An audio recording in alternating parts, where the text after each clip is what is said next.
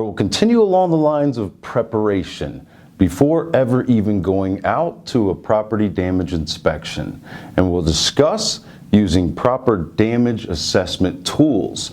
My methods may not be for everyone, but I am going to do what I said I would, which is to share the tools that I use and the actual methods and tactics that I use when I go out on damage inspections. I can't stress how important it is enough to have all of the tools accessible that you'll need or that you might need on any damage inspection.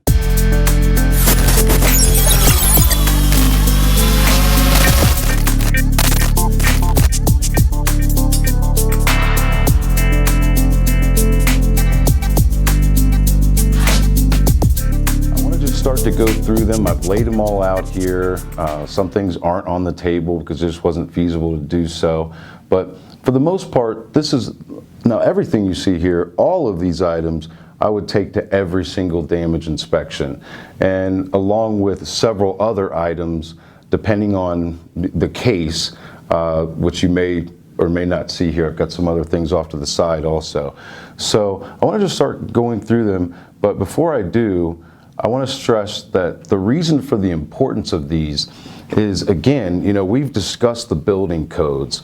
We've discussed, the three phases of the industry. We've discussed the role of the contractor. So we're starting to establish what a contractor can and can't do. And because the contractor can't utilize policy and coverage arguments to really, win with these adjusters out there, then we have to equalize that. And we equalize that with building codes. But in addition to building codes, we equalize that with documentation. So that's really what this entire lesson is going to be mostly about, is the documentation that is needed to win.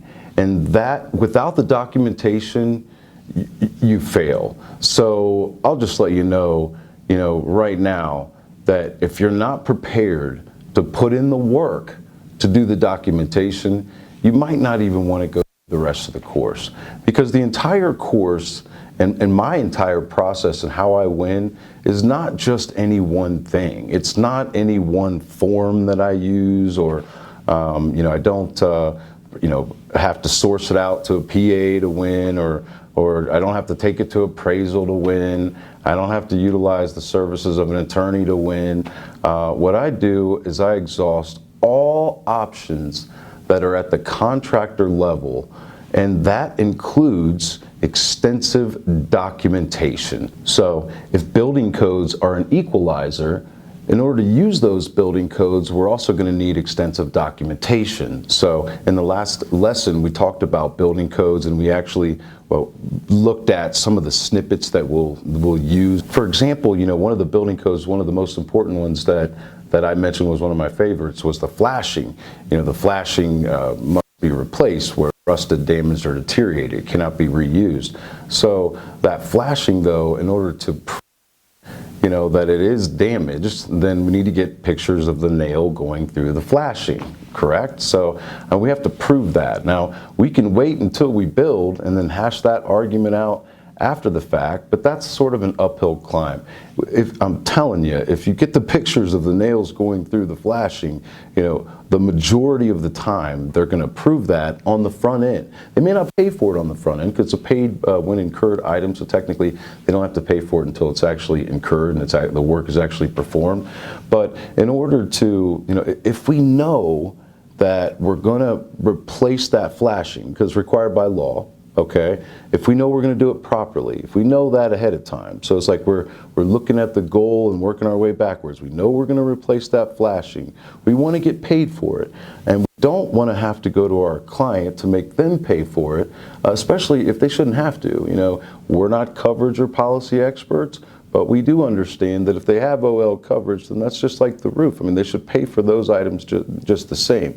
So if we know that's the end result, that we are going to do that work properly. Don't put the flashing on there if you're not actually going to do the flashing. That's one of my biggest pet peeves, is when companies bill to do the chimney flashing and the chimney caps, for example, and step flashing or flashing when they're not actually even going to do that work. So the way they're justifying is like, well, they're short in all the other things, so we're just going to take all that money off the table, but we're not going to actually do that work. I mean, I think you need to back up and take a second doing that if that's what you're doing, because that could be considered insurance fraud technically if you're going through the process of invoicing for all those things and saying that you completed it, and a lot of those items, most of them have depreciation items, recoverable depreciation items that are held back on items with material that are on the replacement. So, if you go and say that you did that, it's just like we're talking about the felt. If you're not going all the way down to the deck, they're paying you to remove the felt. That's not a replacement item, it's not a depreciation item, but technically, they're paying you to remove the felt. And if you're not removing the felt, that could be construed as a problem. So I'm not here to judge you and how you run your business. I'm not here to condemn you or to call you out specifically. But if there's a chimney cap that an adjuster put on the estimate, and you don't actually replace the chimney cap of the $300-400, whatever it is it's worth, but you bill for it. I've heard actual real stories of certain insurance companies going back later and performing audits to find out if items like the chimney cap was actually put on. You have a special investigator contact you from an insurance company. That would make you, probably take a second look at things at that point, and that'd be a real scary thing. So let's not even go there. Let's do it right the first time. Anything that we're ever going to bill for on the final, and we'll get into the billing and supplementing in the next couple of segments, then we want to actually do that work. So if we know that the end result is that we're going to bill for that work, we're going to do that work, we're going to get paid for it, then we have to make sure we get extensive documentation of that work. And also, 90% of the times the adjusters miss items like flashing. They don't put that in there, and they say, oh, it has to be hail damage in order to include that, and that's not accurate because we covered in the building codes before where that must be included. So what I'm trying to do is I'm trying to paint a picture for the inside desk adjuster, okay, or any desk adjusters at a later date that may come after that point, like a supervisor. Maybe the case is transferred to a large loss adjuster.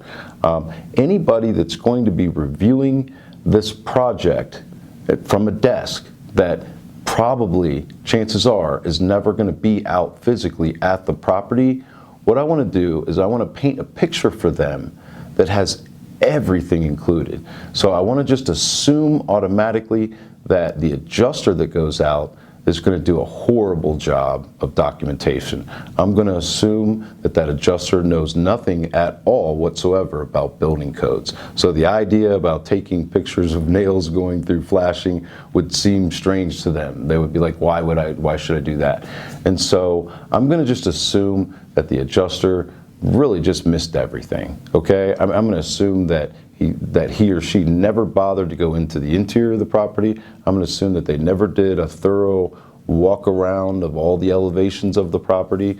I'm going to assume that they didn't look at all of the unattached structures and attached structures. I'm going to assume that they didn't look at any of the collateral damage, such as barbecue grills and hot tubs and spas and covers and landscaping, statues and lighting and knickknacks and all of the other things, the deck and the railings on the deck and the things that we're going to really go through hardcore in this segment, the how to do a proper damage inspection segment, included also in the lesson rather.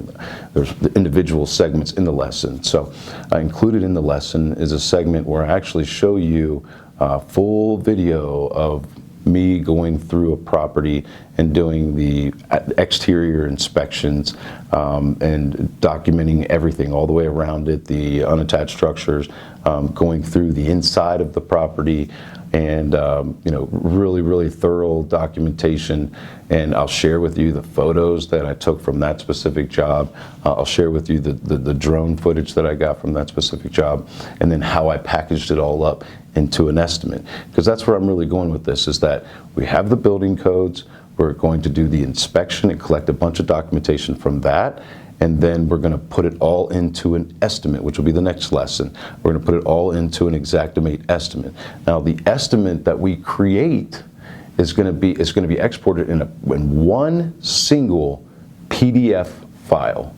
That's key. It's just going to go. So everything we do, this is the way I do things. Okay, every single thing that we do, our goal is to take it all and put it all into one single PDF report. Everything we build, one single PDF report. Pictures, codes, everything that can be emailed, and it's small enough to fit where it emails to any inside desk adjuster. So we're going to assume that the field adjuster that went out and did an inspection, if there was one, was severely lacking in documentation. We're going to assume that if they got any photos, maybe they had 10, 20 photos, we're going to have a minimum, okay? This is like my rule for you. You must have a minimum of 100 photos. I know that seems strange to a lot of you. I'm going to give you some tricks on how to do that to make that actually simple. But you know, you're probably used to, I know for a fact, I've had hundreds of contractor clients that have sent me their documentation that they've collected virtually, and it is just so incredibly embarrassing. I mean, even for some big companies. I mean, you'd be amazed at some of these companies, how little documentation they actually go and create. And you know, you just got to do a better job of getting the documentation. So we're going to get a minimum of 100 photos. And you're like, man, what could I even get 100 photos of? You know, it's just a roof. You know, stick with me, because I'll show you physically. We'll do the walkthrough and you'll see physically what we're going to get the photos of. So, but before we even get to that point, before we go out, you know, we have to have the proper tools so that we can collect the proper data, how we're going to store that, how we're going to, you know, ultimately our goal is to put it all into one PDF report. So in that PDF report, there's going to be an Xactimate estimate first, and then immediately following the estimate will be the adoptions, the local adoptions. So the city of such and such adopts the 2015 IRC, for example, International Residential Code. And then the next page, it's actually an image. The next image will be a screenshot of the amendments page from that city. So the city of such and such adopts 2015 IRC with the following amendment. Okay, so like we talked about how the city of Frisco, Texas adopts the 2015 IRC, but they have an amendment for ice and water shield is required. So that would be the amendment, followed by the next images, several, will be the snippets that we looked at in the last lesson, will be the snippets of the actual codes that pertain to this estimate, okay? And then immediately following those snippets will be photos from the drone footage, okay? And I'll show you throughout this how I do things, how I basically do a video, and then I do screen grabs to collect my own photos after the fact, and when I can sit down and really see the best photos. That requires a lot of time, requires putting in more work. That's how I do things. You can do things, you know, there's a lot of hot shots out there that know how to do things a lot, you know, very, very savvy. I'm hoping that you'll give us, all of us, tips. You know, there's programs like Company Cam, and I know friends that use that, and I've had clients that use that, and that's a really incredible product in a lot of ways. I haven't used it particularly, so it's hard for me to really share experiences with the Company Cam if that's not what I use, but I will share how I do it. So followed by the drone photos, okay, and then at least 100 photos taken with my camera, okay, and I'll start with that. The camera. That would be the first tool that I'll cover, and you're not going to see it here. I'm going to because I'm actually using that camera for the training course. So the camera is being used to film the course. That camera has a lot of purposes. I use it for my video and for my, you know, images and all that. But what I use is a Canon T6i Rebel. It's a DSLR camera, and I think I got a kit, you know, and the kit lens that it came with is right here, and it's an 18 to 55 millimeter lens. And that lens is the one that I use on most of my inspections. It can be tricky in low light situations, but the flash, works incredible. So when I say 100 pictures, in a lot of cases on my estimates, I'm getting, 500 pictures sometimes, and they still seem to fit into that PDF report. It can be a little tricky exporting that many or importing that many into Xactimate sometimes, but that's what I do. So I really, what I'm trying to do is I'm trying to, if the adjuster has never been there before, then it's really pointless to take a whole bunch of, pictures of close-ups. Because if you think about it, if you put yourself in the shoes of that adjuster that's never been at that property, never seen it, and you send them, pictures of close-up, what is that close-up of? Is it even, how do I even know it's on this house? You take a bunch of pictures of close-up of siding damage, for example, and like 20 different pictures. Well, how do I know that's not like the same little area? Where is that siding damage that you're taking the picture of? So the problem is that we can't take a video and put the video in the PDF report, right? We're not there yet. So like the technology, before you had to do faxes, and I said in one of the previous segments, don't do faxes, do email, because if you're going to go through the trouble of taking all these high definition photographs, that are incredible footage, you don't want to send it in a fax machine. It's just wasting all of this stuff that we're going through here, right? So you want to do email, but you can send links to emails to insurance companies, but it gets tricky, because you're sending it to inside, email address at State Farm or Farmers or wherever it is, and they have internal systems where they can't visit certain websites and things, and if you're trying to share with them like a Google Drive link, they have to be logged into their Google Drive. So it's just kind of hard to do. As of right now, I think that's going to get easier later on, but as technology advances, but it gets pretty tough to try to get an adjuster to, click on your link to go look at all your video stuff, because then it'd be easy. You just do, and by the way, I do take a video walkthrough to have available if they can do that, or links to the drone footage if they can look at it from wherever they are. I'm going to try, but I'm not going to rely on that. So, but I do want to do. I want them to be able to do like a virtual walkthrough of the entire property, starting from out at the street where you can see what the entire house looks like, right? And then going around to the right elevation and doing the same with the right. So you can see what the whole thing looks like. I can see what the roof line looks like. I can see what, from the ground to the soffit looks like, and to the gutter line. I can see everything that's on the siding. I can see how many windows there are, window screens. I can see how many vents are up on the roof, and I can see it has a chimney and a satellite dish, right? Go around to the rear elevation and do the same thing. I could see everything. Go around to the left elevation. I could do the same thing. I could see everything. And then go and look at all the unattached structures from far back pictures. I can see everything. So I can see not just a close-up of fence damage, but I can see the whole fence, what this whole fence looks like. Then go back to the front elevation, then do your close-ups, but standing farther back, picture, going in a little closer of the area, picture, then your close-up to show what the damage is, picture. You see, and you'll see me doing that in videos, and you'll see the results of what those pictures look like. And I'll leave it up to you to determine, if you'd never been to that property, could you tell what's going on? Could you tell for sure? And then so, when we're dropped into these inspections, we're in there a lot of times under so many different scenarios, right?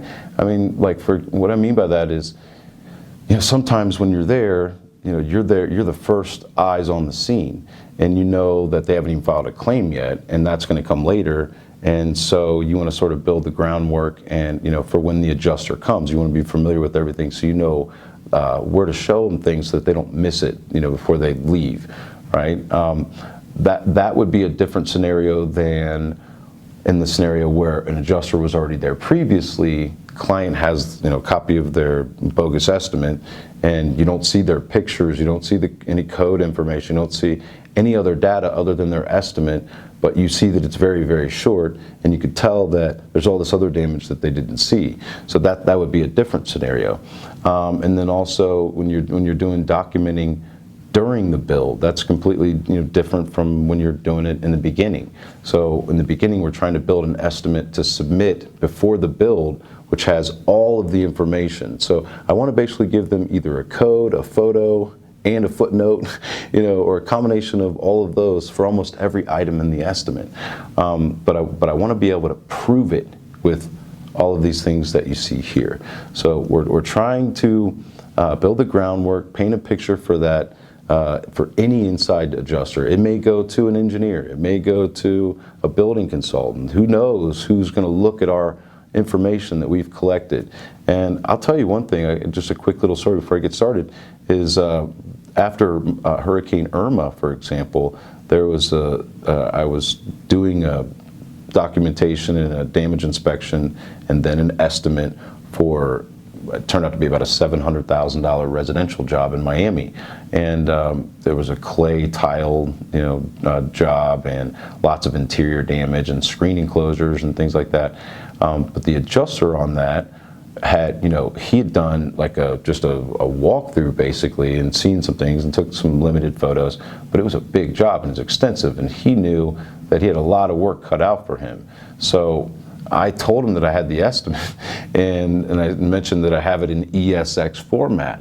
And he's like, well, do you really? That's great. And I said, I'd be happy to give it to you and you could use it as your own. And so that's essentially what we did. In ESX format, the estimates that I'm including for you in your user account are in PDF format, but also ESX format. So that means you could take those and plug them into your own Xactimate, make them your own, and manipulate them and make changes based on your actual job. Like you could change the heading and put your logo on it and all those. So essentially with that adjuster, if you were to go send that to somebody else, like an adjuster, all the photos that are in there, they can have access to those too. Like everything is in that estimate they have. So all of the work that I personally put in and all the hours and extensive, and using my tools to get the right kind of report to put it together, that adjuster didn't have to put in any of those hours, nor would he have ever have done a job that was as complete as mine. And he said that very clearly. Yeah, I remember him saying, it was your drone footage that really got my supervisor to buy that roof. That just closed the deal. But anyway, he was extremely happy with my work, and because it backed up everything. And those are the same things that he needs to get the inside desk adjuster or whoever his supervisor is to sign off on his work. So he forced me to take some things off. They ended up having a building consultant come out, and that building consultant also was pretty happy with my work, and we got it all done. Even ended up adding some things that we found later before the building consultant came out, and it was really great results. But the results were so good that adjuster then referred me to another client that was around the corner who was an attorney, and sent me over there to do the inspection and do it again. So he liked it the first time and wanted to do it again. So that job was about $600,000. So, I always try to, that's another reason too why you want to be diplomatic with the adjusters and not try to fight them. Just try to understand that they have a job to do, and try to understand and learn from them what their process is internally, like what they have to go through to get it approved. And also try to find out, do they have a limit on their authority? I've ran into that a lot where, I can only go up to 100,000. I'm already at 120. I've got to turn it over to somebody else. Sometimes can influence their decisions. It shouldn't, but it's influencing their decisions on their estimates, and they're intentionally leaving things out to keep the estimate down to a certain number. Sometimes that number is 20,000 for these field adjusters out there, or lower, sometimes 10. So you need to be taking these things into consideration. Just try to always be analyzing and always be learning and always be trying to figure out where that adjuster is coming from and what they have to go through. How long is it going to take? Well, tell me, what do you have to go through? Do you have to send it to your boss and sign off, or do you cut a check now, or how's it work, right? So without getting too far off track here, what I meant by you're brought in for various scenarios, right? So you might be there, and based on the last segment, we're investigating the available data. Maybe we know that they've already approved the roof, for example. So now we don't have to prove damage to the roof per se, like as a whole. So they've approved the coverage. so that the roof has to be replaced, all right? So we don't have to, same thing for interior stuff, water, fire. If they've approved coverage for the carpet already, then we don't have to prove damage to the carpet or the hardwood or the tile. If they've already approved coverage for drywall replacement, any drywall replacement, they've acknowledged that it's damaged, and so we don't have to go in and prove that it's damaged. If they've already having their estimate stain the fence, even if they don't have cleaned the fence, or if they have cleaned the fence and they don't have stain it, they've already acknowledged that it's damaged and it's covered. So we don't have to prove that it's damaged, right? So that's a little bit different, like if they've acknowledged that the shingles need to be replaced on a roof, then I don't need to go up there and prove that the shingles are damaged. I mean, I maybe need to go up there, but I'm saying I don't need to do lift tests, and I don't need to chalk up all the damage on the shingles, because the roof is already bought. So like the video that we're going to do the walkthrough on, the roof was already replaced, so there was no need for us to chalk anything on the roof, for example. So, but if the adjuster hasn't been there yet, okay, we don't know if they're going to approve it or not. We can go into that scenario assuming that they won't approve it if we don't have the documentation. So maybe we can go and do the chalk and do the inspection ahead of time, and then we know exactly how to present it to the adjuster. Like, let him do his own thing, him or her, but before they leave, let's share with them what we like, our findings. Okay, so that would be a different thing. Or maybe an adjuster was there and they denied the roof, or they denied the siding, or they denied the hardwood or the carpet or something of that nature. I mean, if that was the case, then we have to go further into it to get extensive documentation to send to the inside adjuster to show them our version of the findings, our version of the inspection. So that's what I mean by dropped into different scenarios.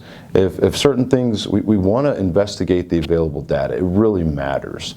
If we have no idea, if the insurance company came out or not, or if they've, what they've included in their approvals, if we don't have any idea what that information is, that then puts us at a disadvantage. We don't then know how to proceed with our damage assessment. So if we don't know, though, then by default we have to do everything. We have to just assume that somebody's been there and they've denied everything, or no one's been there yet, and when they get there, they're going to deny everything. So we want our report to stand up to scrutiny to any professional that ever goes out there. So, but that's what I mean by the different scenarios that you could be dropped into. So, all right, let's get started on the damage assessment tools. And then one final thing to talk about before I jump into the tools, and it's relevant to the tools, it relates to the tools. When I show up to a damage inspection appointment, I want to show up looking like I know what I'm doing. Okay, so, and there's a subconscious thing that comes with that for sure, but I know I'm an expert. Lots of other people know that I'm an expert, one of the best at what I do. But that doesn't mean that the property owner is going to know that. That doesn't mean that the engineer is going to know that. That doesn't mean that the building consultant is going to know that. And that doesn't mean that the adjuster is going to know that, right? Now, there's a fine balance, because I don't want to go in being some hot shot, like, I know everything, I've been doing this 20 years, you listen to me, I'll tell you how it is, in the industry. I know more than you do, and that kind of thing. A lot of times that's what the adjusters do, and I don't counter with the same kind of behavior. I want to try to remain a diplomat. I want to try to be considerate, professional, respectful at all times. And the same with clients. I want to be humble and listen more than I talk. But when I show up, and a lot of times I'm going to show up with my safety vest on, maybe carrying my hard hat. I'm going to show, I'm going to have a backpack full of other tools in it, right? I'm going to have a big box with my drone, okay? And when I come in, I'm going to have a tool belt on, okay? And I'm going to have a tape measure in there, a flashlight, a laser measure, a bunch of other, I'm going to have gloves, I'm going to have a tripod. I'm going to have other items, everything I need for the drone. Kind of go through some of these things. But I want to show up looking like, almost like, Special Forces assassin. I want to show up way over equipped, and some of you might say that's just overkill, but I want to be dressed professionally, and I want to have, I want to show that I know what I'm doing by the way that I'm dressed. And presentation is everything, right? And I'm not talking about dressing in a suit or anything like that, but showing that I'm there equipped and thorough and diligent on that job that I'm there to do. So I'm going to, for example, always, and it's not pictured here, and you'll see it in the video, you'll see me with it, is my camera. I can't have it here because it's being used to film this. I use it for everything. It's one of my best friends. What I use is a Canon T6i Rebel. I think that you can get, lots of different cameras. Now, one thing about that is, smartphones, they're great, and I know that you can take pictures of anything. You can zoom in, and you can have them set so they can automatically upload to, like, Google Photos is a great way to do, great tool for that. I get all of that, and I spent a long time using just my smartphone to get my documentation. However, I'm going to tell you right now that I really do believe that it is more than worth the investment to spend, $300 to $700, somewhere in that range, at least, for a good, decent camera. And I recommend some kind of a DSLR camera. I highly recommend Canon. At some point with these tools, we'll put together a list of all kinds of, and some of the tools that aren't shown here, all kinds of tools and how you can get them and how much they are, then maybe even a link to buy them. Give us some time to put that together. We'll get that in there. But here's why. It's like, if I'm going job to job to job and using my smartphone, then it's very, very difficult. One, it's hard to get it to upload, like when it's not connected to the Wi-Fi, and sometimes it'll stop and it'll start slowing down other things. It'll drain my battery significantly. And of course, we have to have our phones when we're out there, right? And we need our maps, we need our text and data access. So it's really difficult when you jam all that up with all these photos and video, because you need video too. And not to mention, if you're using a drone, it's hard to use that on your phone too if you're doing a bunch of drone footage. So, like, the drone has a storage card in it, and so does a camera. And so you can see here a laptop. This is another one of the tools that I keep handy with me. And as far as my camera, it keeps a little storage card. Like, this is actually the adapter, and the storage card is smaller, and it has 128 gigabytes on the storage card. And I've got another one in the camera being used right now. It's also 128 gigabytes. I've got one inside the drone, a little mini one like that. That's also 128 gigabytes. I've got another one right here, 128 gigabytes, and probably some more spread around here, right? And honestly, you only need a couple of them. But what I would say is, you go to a job and use your camera and snap, like I said, at least a minimum of 100 photos. That's what I say on every job. I'll take a lot more photos than that, but a minimum of 100 photos. And when you see me in the video, you can see how they add up, and you can come up with 100 photos pretty quickly.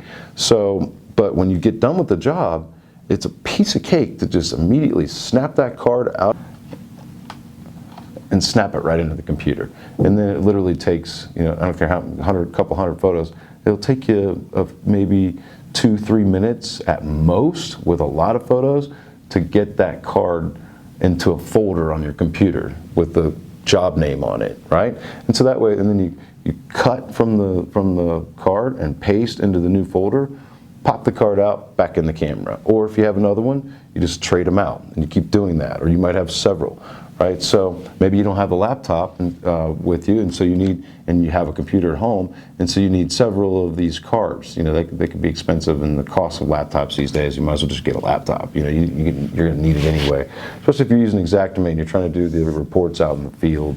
It's better for all kinds of things. So, but also you can separate the jobs. If you're on your smartphone and you're doing a bunch of them, then it gets to be complicated, especially if you start to do the photos that I'm going to coach you to take. You're going to have a whole bunch of them, and it could be really difficult to just keep running from one job to the next and then going back and trying to upload all these photos, these 100 photos out of the gallery, right, into this folder, but then these 100 photos. It's just really, really, really difficult to do that.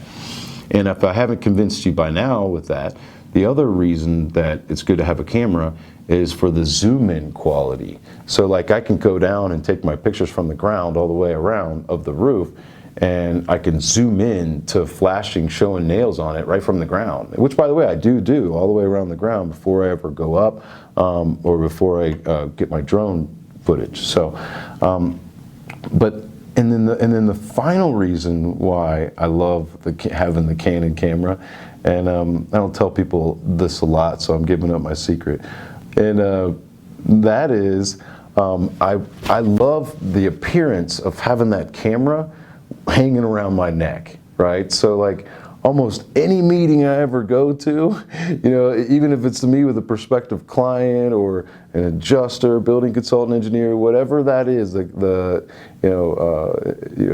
it is, the appraiser, umpire, whoever it is, I'm going to have that camera around my neck. And it's going to be a big old camera and a big presence. Sometimes I might have the Gorilla Pod thing around it. Sometimes I might even have that big old Rode mic that's right up there mounted on the top of it. And that's for like when I'm doing videos and stuff to want to pick up the sound.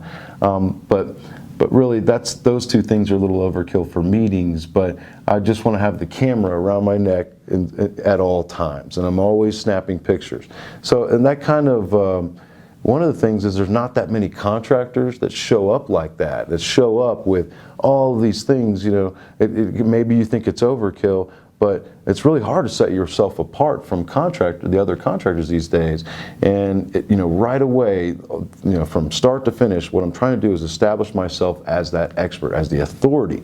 And so when I come dressed appropriately and have everything that I need, and it's more than anybody else had when they came. The adjuster didn't have that get up, that gear. No other contractors did that knocked on their doors. So I want to get there and let them know that I'm 1,000% serious, and they're never ever going to see anything like me again. That's what it really is. Like I'm the practitioner, and the reason why I'm the practitioner is because I put in the work. I actually go through the diligence and the thoroughness of every single little particle of every single little job. But it takes a lot of work. It takes a lot of tools, a lot of different steps. There's no like get there right away, like you have to build everything up. It's a lot like, basketball or football, you have to have all the fundamentals of your game, the dribbling, the passing, the shooting, and the holding your hands up on defense, right? And in football, the blocking and all the little things that they teach you in middle school, right? Like you have to have all of the fundamentals, even if they seem elementary, if they seem amateurish, like back in the beginning when we're doing the breakdown of the cover letter of the estimate, but added up, and the willingness to put in the work, to use every single step that you have to. That's what it's going to take at the contractor level to exhaust all the options at the contractor level to still win with and not have to source it out to any third parties, and get that done in a substantially quicker time period. So they're not and if you're not fighting with the insurance companies, you'd be amazed at how quick these things. That $700,000 job I mentioned, that took about 2 or 3 weeks. The $600,000 job was even faster than that after that. So, all right, so the camera, that's one of the tools that I'm going to have, and I'm always, with the camera, I'm going to have and my extra lenses. I'm going to have lens cleaners. I'm always going to, I've been out and taken photos and didn't realize at the time because it was sunny out, but I looked at the footage later and it had marks all over the lenses, and I was just like, oh my goodness, what a waste, I remember one. I had one lens that was fogged up and had a bunch of bad pictures. So that's important to have all the right stuff. And the camera, I'm going to always have an extra battery, at least one extra battery and a battery charger. And I had it sitting over here in the first part of it, but it's charging the battery and the extra battery now. So I'm going to always have and I've got a camera case that I usually carry everything with.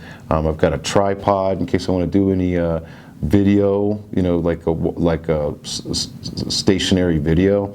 And then I've got the Gorilla Pod, the sound thing over here. I've got cords, extra storage cards, extra adapters. So it's just very important to me that I've got everything for my camera, and nothing's worse than being out there and you have one little thing that you're missing. So go through a couple of these other things.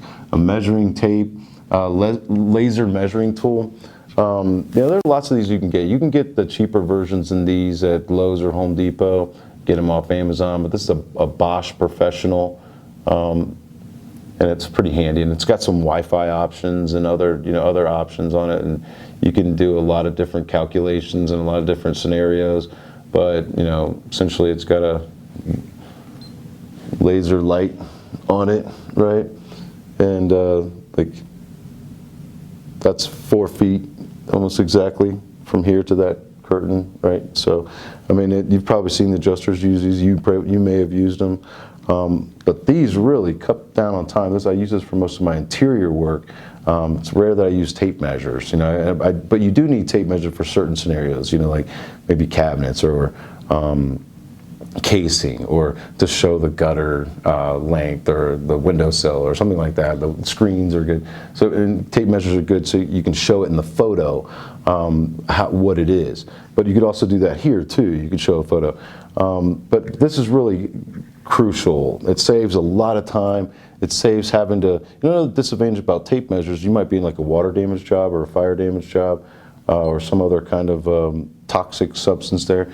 And you don't want to take your tape measure and drag it across the contaminated floor or the ground, and then you just don't think about that. But then, this thing's probably pretty yucky and dirty because of a dusty situation. And so you're going to take that contamination off in somebody else's house. It's kind of gross. So don't use it for that stuff. Use the laser measure to do all your walls. And we're going to get into sketch a little bit for Xactimate for interior. And one of the next upcoming segments. So, and I find it very easy or the easiest way is to use the laser pointer and draw everything out as I go along. So, so you want to have that. You want to have a flashlight. This is crucial. I mean, you got to have and have some batteries, extra batteries, and maybe even an extra flashlight. This is so crucial because, as you're going to see in my inspection, I'm just so huge about inspecting every room, closet, and hallway on the inside of the building, no matter what. So, I'm just notorious for finding water spots on ceilings that nobody else saw, before I came. So, I mean, so much so that when I walk into friends' houses, I'm looking up, it's just out of habit. But I walk in and I am notorious for finding spots that, even if they're right above the property owner's head where they sleep, I found water spots, that they just didn't notice were there. Adjuster was there, didn't see it. Other contractors were there, didn't see it. Property owner didn't see it.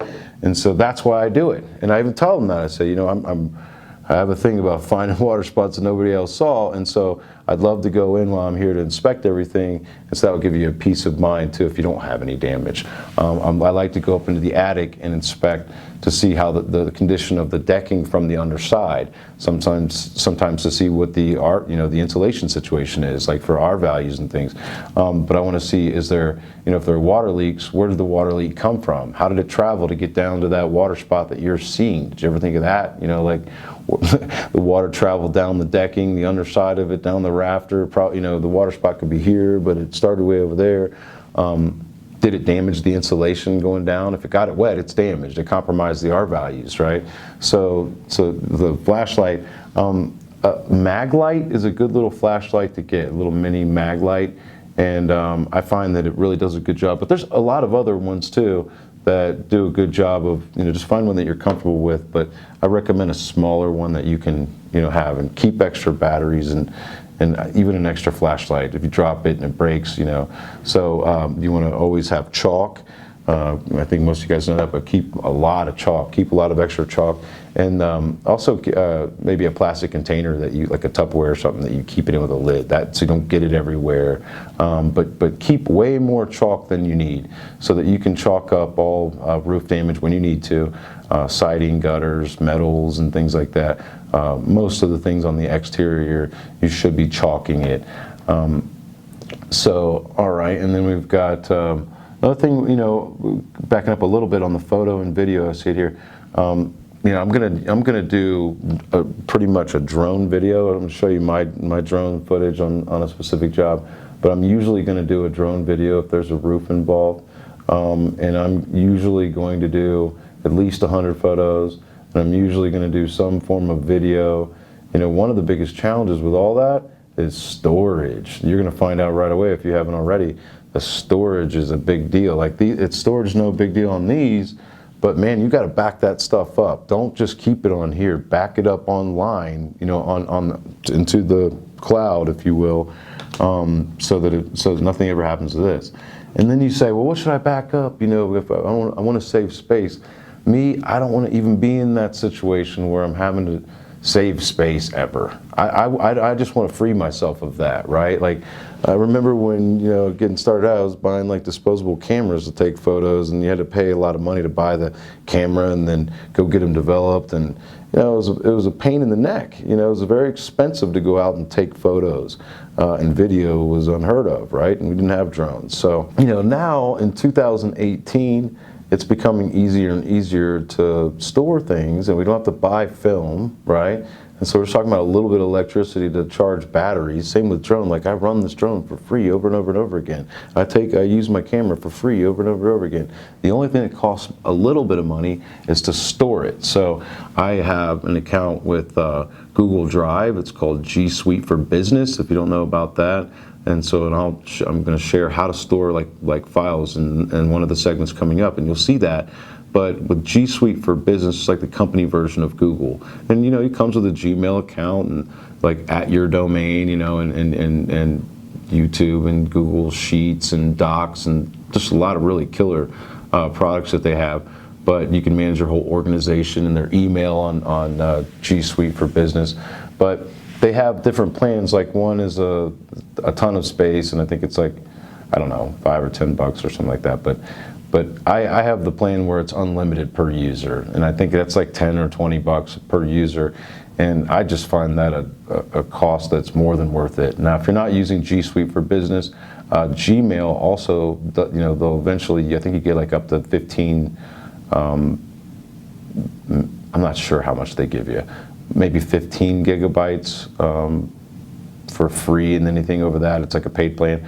But I would say just to go ahead and buy the big one, and prepay for a year. So you just want to have an unlimited, you want to be hands-free and have, so have yourself unshackled when it comes to storage. I'll just give you that tip early on. So trust me on that, because you want to do hundreds of photos, and you don't want anybody to inconvenience you on that, or any obstacles standing in your way from doing that. So if you need to look into apps like the Company Cam, then definitely. Maybe you like Dropbox. I know some people like that. Myself, I don't like that as much as I do Google Drive.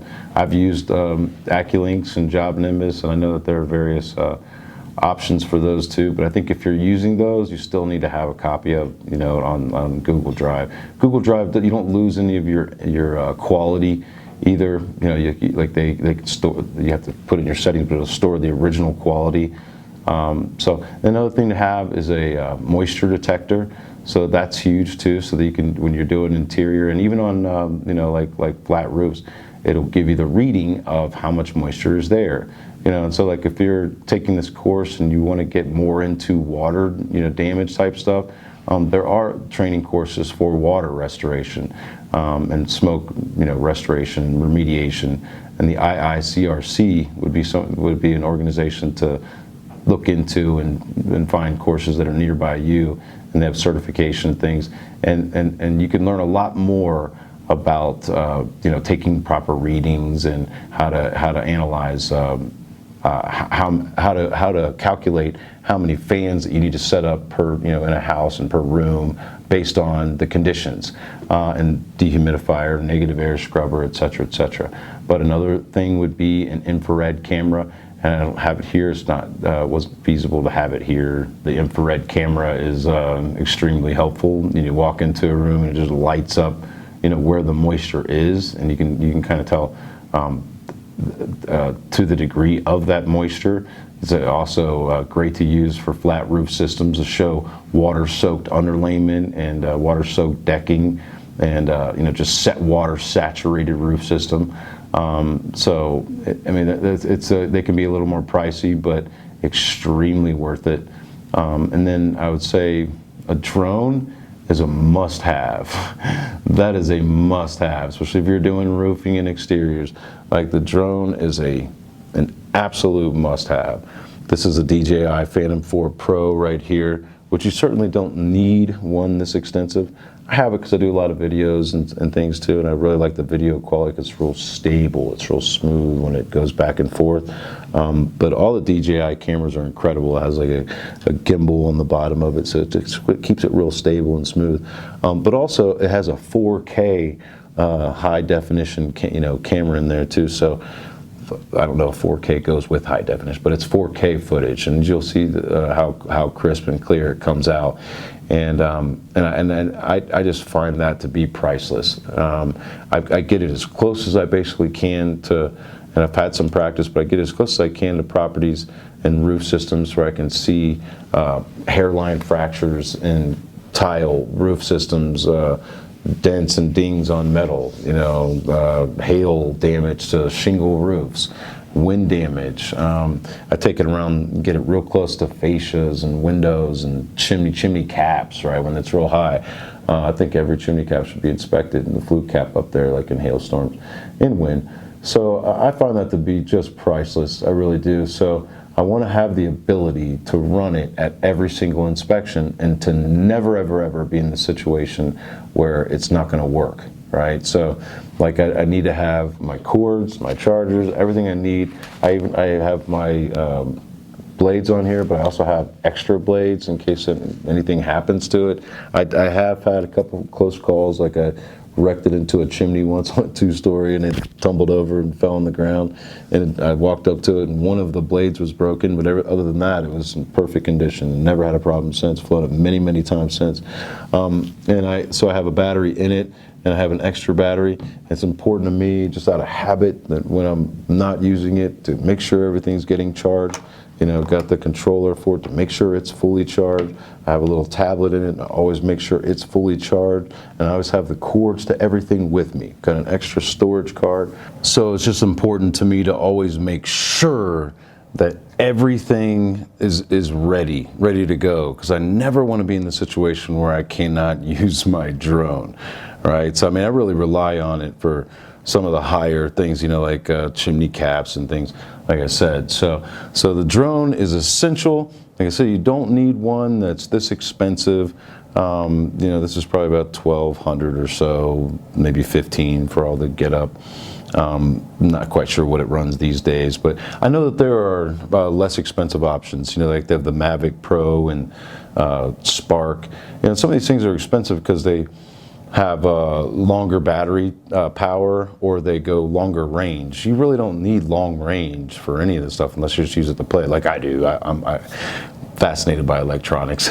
That's my main vice, is electronics, not really jewelry or toys and things, like I said before. But all right, so that's your drone. And then, of course, many of you already have this down, which is always making sure you have a ladder. So if you're in a smaller vehicle, then you need some type of folding ladder, telescopic ladder, but also, that goes back to the last segment of investigating the available data.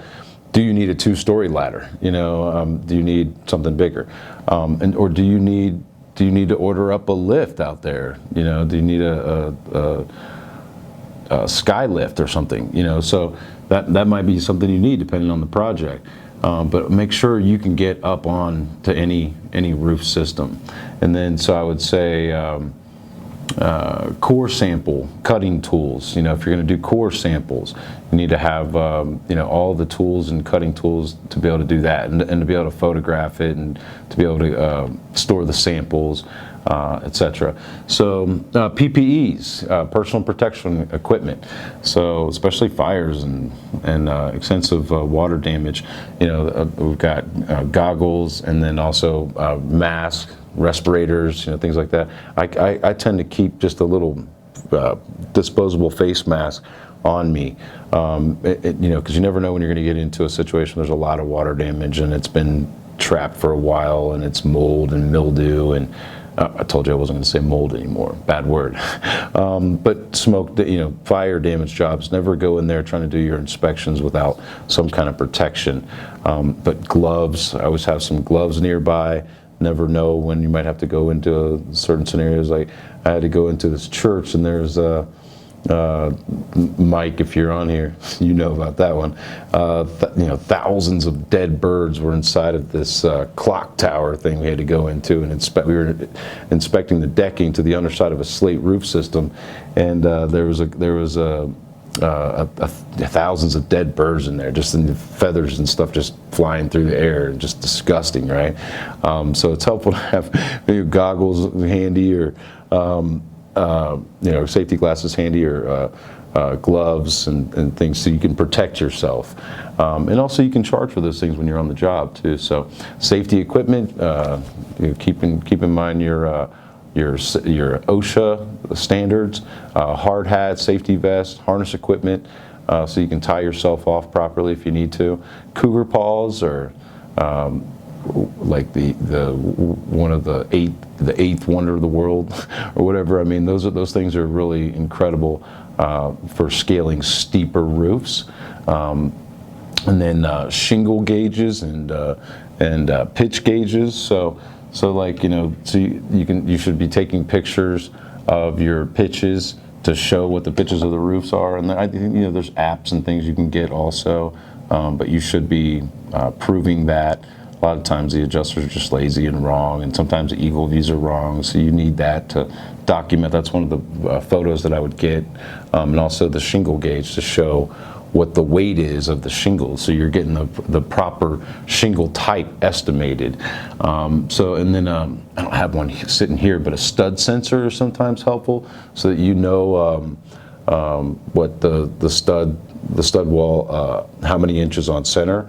Also for ceiling joists, same thing. Those are helpful to have at least on you, or in the truck, in the vehicle.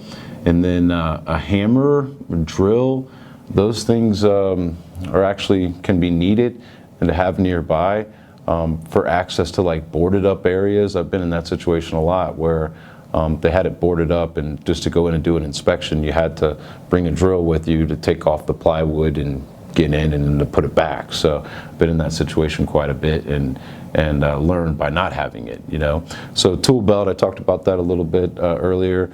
I like that to, obviously stay organized and keep everything in one place, but also for the presentation effect. When you get there, you want to look like the ultimate professional there to do battle.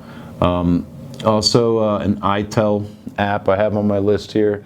I know there's some mixed emotions about that one, but overall I think you'll see about me that I want to beat the insurance companies at their own game. I want to use their tools and their rules and their standards against them, okay? So that's why I use Xactimate, because over 90% of the insurance companies use it. That's why I use EagleView, because that is the number one accepted, standard source of measurements. I use ITEL because that's something that they use. That's their standard of acceptance. So, and what is ITEL? For those of you who don't know, ITEL is an app that you can use to take samples and photos and different things of different types of roof systems, shingles, siding, carpet and flooring for your interior water damage and things.